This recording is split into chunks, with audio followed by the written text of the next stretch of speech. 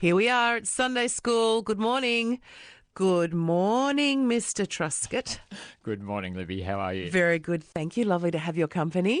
And lovely to be here. All the way from Baldwin High School, here to teach quite a complicated text and a brave text to put on the VCE English I think curriculum. So. And a very popular text among the students, I might add, too. Is it? Tell us about it. Well, The Reluctant Fundamentalist. The Reluctant Fundamentalist. Once you get past the title, it's a good read, and it's a good listen. Actually, you can also get this on an audio book, and it takes 4 hours and 38 minutes to get through. So that's encouraging for those students that have a bit of a problem with a written text, because the reason why I say that is that the whole of the book is done as a conversation between a Pakistani man who lived in America, went to Princeton University, and then was successful as a business person until about his early 20s, and now he finds himself back in Lahore, and he's having a conversation with an unknown American. And we're not sure why this conversation is taking place, but the whole of the novel is done in real time in terms of the conversation with the American, but the flashback story that Chang'ez, the character, tells takes place over those years from probably about the age of 19, 20 through to the age that he is now, which we think is probably around 25, something like that. So it's got a really interesting structure. Yeah, it's interesting structure because there are the two stories going on. There's the real-time narrative, and then there's the reflections.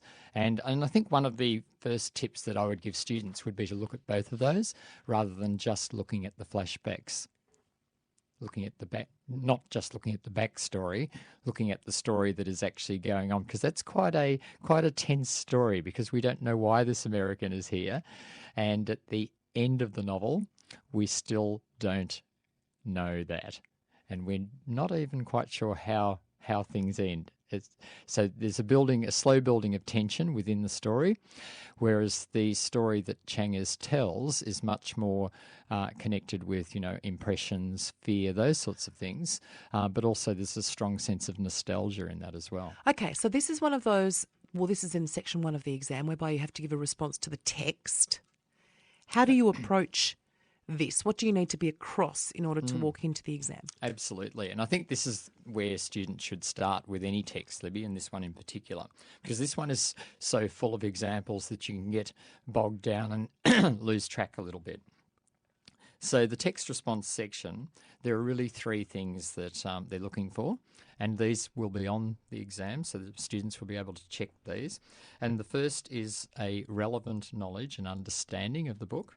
Secondly, an effective discussion of the topic, and that's the topic that's on the exam, not some other topic that you might have prepared with your teacher. Right. And thirdly, as always in English, they're looking for controlled, effective written expression.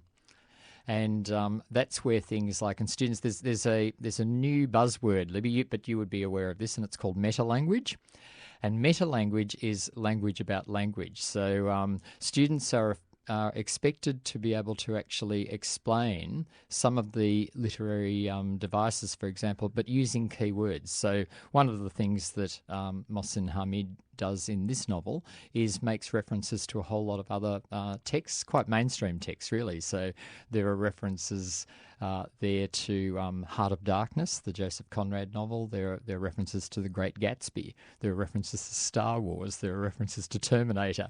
And that's one of the things that students might actually look at. But things like foreshadowing and those sorts of things, they're meta-language terms. Foreshadowing? How is that a meta-language term? Well, it's a term that is specific. It's a specific use that a writer might do. So through certain things that Chang'ez says in this, he foreshadows. So at one point, for example, he makes a reference to Heart of Darkness, to Marlowe and Kurtz, and that gives you the sense that perhaps this American is there seeking him out in the way that the character in that novel did, and perhaps that's going to be what the ending is going to be. And that's therefore foreshadowing. So And do you need to read those other books, those ancillary books that are referred to, in order to get an idea of the subtext of the conversation that's going on? Look, I think it's better if you do. Certainly I try to get my students to read more broadly. I think one of the things in this is where you should start with the novel and you should finish with the novel. But in the meantime, there are some things that I would really recommend. One, the first would probably be to actually go onto Google or something like that, or YouTube, and actually find some of the writings or some of the speakings from the novelist himself. There's a great one where he speaks to a group of American middle-aged women over a turkey lunch, which is strange considering the content of the novel. That they wanted that kind of middle America wanted to hear from him. But he actually talks about why having these ideas that he did about the sense of friction between being Pakistani and being American, if you like, because it does mirror his own life quite significantly. And the conflict that he felt when the planes went into the buildings, 9/11, the horror. And also the fact that that Chang has smiled at that. That's a big talking point as to why. And as a reader, you don't like Chang, or as a listener, you don't like Chang'ers at that point. But Hamid, the novelist, and Chang as the character need to be distinguished by the students, because one of the things within this that within that knowledge of the text that students are meant to exhibit is the fact that this text can be read differently by different readers. So they'll get different things out of it. And like what? Like how? Well, Chang'ers is telling the story. And if you were listening to it, if you were sitting across the table in this restaurant in Lahore from lunchtime through to the banquet dinner, when he made that comment to you, that I looked at what was happening and I smiled, depending on your political sympathies, you might be absolutely horrified by that, and probably most people would be. But some other people might be more empathic in terms of how they would react to that. So there are things that he actually invites us to make our own opinions, because he'll say to the American, I see I've upset you, or I see you're disgusted with me with what I've just said. And all the time, that's to the reader, or to the listener, if you like, that's saying, well, actually, I don't feel that way. And Chang'ers is making suppositions about how the American might react to him. And it's this wonderful thing that you don't know how much of Chang'ers' story is true. He actually says that himself at one point. But he does say that the essential meaning is true. So that's interesting. So you think it's useful to Google the author, who is Mohsen Hamid. Yes. And there are a number of, as one would call them in Tony Delroy land, literary lunches or literary speeches that he gives, where he kind of explains his thinking and his motivation. Yes. And you're allowed to draw that into the... Well, the way you draw it is this. What he actually says is, he said, I could have written my own personal opinion of this issue, of how I felt or whatever. And he says, but I didn't want to do that. And he said, I don't believe that it's effective to do that. It's far more effective to create a character, to create a story, because readers will be more sympathetic to my character making these sorts of understandings, these sorts of revelations, pronouncements, than what they would if I were making them. So it's important, therefore, to distinguish between the character that Hamid has created, but to look at the devices that he's used to create that character. To disguise his own personal thoughts? No, I think to tell a story. To tell a story. To tell a story, and particularly this notion of setting it as a conversation where you don't know why these two people are having this conversation. You get hints of... perhaps why the American might be there when his phone goes off once on the hour and he sends text messages, when he reaches into his breast pocket and you don't know what he's reaching for, and you perhaps get a hint of that towards the end. Am I getting you intrigued here? Yeah, Do you want to read this book? Yeah, I do. And I haven't even gone into any of what many students just focus on, and why I'm focusing on the part of the story that's in the restaurant, if you like, in the cafe, is because I think many students will just focus on the story that Chang'ers tells about his past. I don't know how you could do that if if it's only half of the novel or three-quarters of the novel? In terms of if you were to do a mathematical calculation, each chapter begins and ends in the cafe. Yeah. But the middle section, which is obviously the longer part of each chapter, is the flashbacks.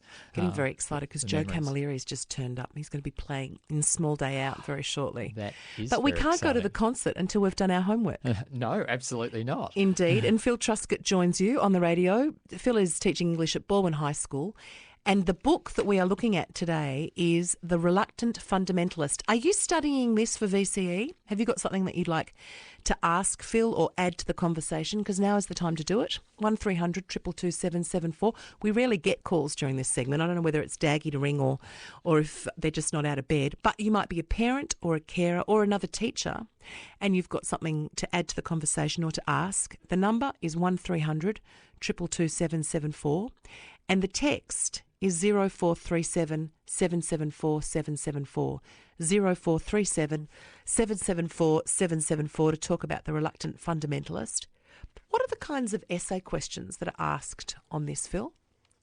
Many and varied, Libby, to Really? be quite honest, yes. So I've got a couple here of, if you look at last year's exam, a very simple, deceptively simple question, I thought. Is Changa's reluctant, as the title suggests? And, that's a classic VCE sort of question where the question looks very simple, but what do you then do with that? What do you do with that? And I think when I spoke to a few of my students after the exam, they tended to focus on fundamentalism rather than reluctance, and they are two very different words. And what does it mean to say that you're a fundamentalist, and then what does it mean to say that you're reluctant about that? And it's interesting in this book. I don't think that with fundamentalism, I think a lot of people think of religion, and, Yes. and particularly in terms of the events of 9/11 and those sorts of things, which were part of the backstory of this, or part of the actual. It's slap bang in the middle of it. It's perhaps a turning point of the novel, one of them, but the issue of reluctance, I think, is a key theme of it, because here you've got a person who can appreciate the American way. He felt immediately a New Yorker, and yet he appreciates the ruins that proclaim that the building was beautiful. That is his home city of Lahore, and that's a beautiful expression. And he can appreciate both of those things, and yet he's in this career where he has to focus on the fundamentals. That's their motto. He's in a society, America, that is quite fundamentalist, particularly after 9/11, and he goes back to, and he came from a society that is arguably very fundamentalist as well, and he can see all of those. He can see the shades of grey, and that puts him in a real predicament. But he has to be fundamental to get on in either of the worlds he lives in, but he does so reluctantly, I would argue. So you can either say yes and explain why he's reluctant, or say no and use another word and say perhaps pragmatic or whatever. You don't have to agree with the premise. Oh, I think you'll do very well at this. thank you very much. But don't when given a topic, make sure that you actually. I always encourage students to give their gut response to the topic first and say, no, he isn't reluctant, or yes, he is reluctant. But it's actually looking at the question too, that's a question about his reluctance rather than his just talking about fundamentalism. And tell me, how do you weave in the real-time conversation with all of this? Very good question. And this is where I think students that want to really shine, because one of the things that they need to actually look at within knowing the text, right? So they have to answer the question, all of those things that I said. But in studying a text, what students are expected to study is the historical and social context of the text, the literary devices that I was talking about before used by the author, the usual things, plot, character and theme, and then possible different readings of the text. So I think in talking about how fundamental he is, he actually asks key questions or makes comments to the American that actually refer to that.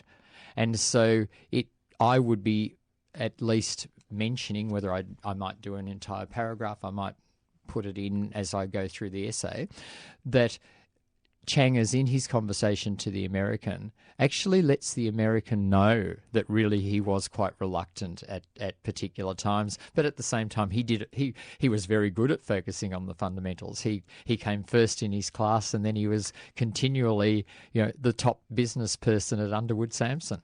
So he tells the American that, as well as what he then proceeds to tell the American and us as some of the details that happen. He makes those statements. So would you suggest that in order to create a fact file from this novel, that you should choose quotes or scenarios from both time realms? Yes, I would. And that fact file, that's a good strategy, Libby, rather than trying to do a whole lot of going through all the past questions and that sort of thing, and which is important, but trying to do them all and trying to predict in some way what's going to be on the exam. I don't think that will work for this text. I think the fact file approach, including some appropriate quotes, is the way to go. So what would the topics be in your fact file?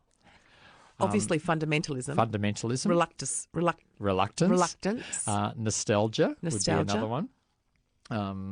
I'm just looking through some past questions here. Tension would be another one. Examples of the building of tension. And then particular things that, he grows a beard. That's quite significant. So some of the symbolism in the novel, I'd be making some examples of that. Masking. Yes. Because in actual fact, you were also saying that the author was masking his own internal conflict by creating characters and telling a story. Yes. Very, very true. Excellent. So you go, through the essay You questions. are good at this. I just find it very interesting in order to be able to create fact files, because then at least if the question touches upon any of those themes, you've got 2 or 3 that you already know of each. And I think that that notion of, one of the things that comes up sometimes as a question too is to what extent Changas is a reliable or an unreliable narrator, and he actually makes direct comments about that. There are about 3 or 4 times during the novel where he actually makes that statement about whether he's lying or telling the truth. And so those are the sorts of things truth would be another one that I'd be putting in there, definitely. And truth in memory, I imagine. Yes, memory absolutely. can always be flawed. I'm going to read this book. There are 2 that I reckon I want to read. Michael McGurr's The Story of a Road, and this one, The Reluctant Fundamentalist. I think they both sound fantastic. He has written another novel, by the way, if students want to actually go into a bit more sort of research. It's called Moth Smoke. I do, as I say, recommend getting the audio book, and then probably 3 other texts that I would recommend as background reading are the 2 that I've mentioned, The Great Gatsby and Heart of Darkness, but also the Albert Camus novel, The Fall, because that's the only other novel that I'm aware of that has, as directly as this one, this structure of somebody telling their story to somebody. And when you read The Fall, it's quite uncanny, the similarity in the structure of the 2 texts. And of course, Camus also wrote The Outsider, and Changas is something of an outsider at times. So there's a nice parallel, nice synergy in there between Camus, what Camus does, and what Hamid has done in this novel. I love homage. Absolutely. Thank you so much for joining us on Sunday School. It's been a pleasure, Libby.